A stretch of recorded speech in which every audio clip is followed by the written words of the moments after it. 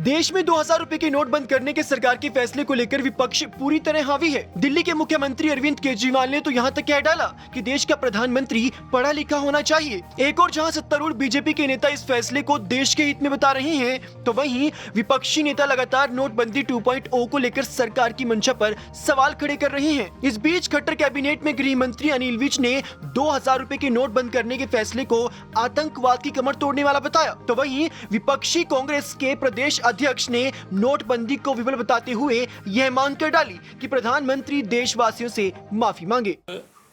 भ्रष्टाचार को खत्म करने के लिए, आतंकवादियों की कमर तोड़ने के लिए और महंगाई पर नियंत्रण करने के लिए सरकार ने फैसला लिया है। और रो वही रहे हैं जिन्होंने नाजायज़ इकट्ठे कर रखे हैं, क्योंकि बंद नहीं किए, ये नोट बदले हैं। आपके अगर जायज़ सोर्स है तो आप बैंक से जाके बदल सकते हो, किसी ने मना नहीं किया है।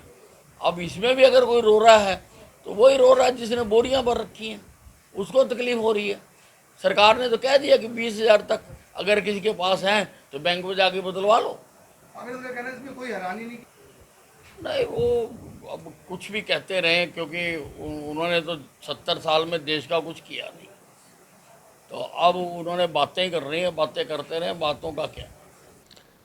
जहाँ तक मैं समझता हूँ ये फैसला लिया है, इसका ये सीधा सबूत है कि नोटबंदी पूरी तरह से विफल रही है।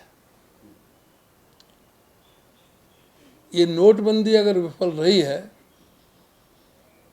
तो प्रधानमंत्री जी को सामने आकर जनता से खेद व्यक्त करना चाहिए, माफ़ी मांगना चाहिए, क्योंकि प्रधानमंत्री ने नोटबंदी करते समय किसी को भी विश्वास में लिए बगैर ये फैसला किया था।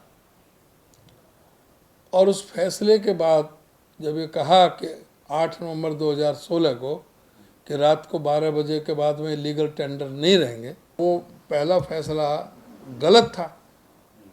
और 1000 का नोट बंद करके 2000 का चलाना तो काले धन को बढ़ावा देना था, जो प्रधानमंत्री ने किया।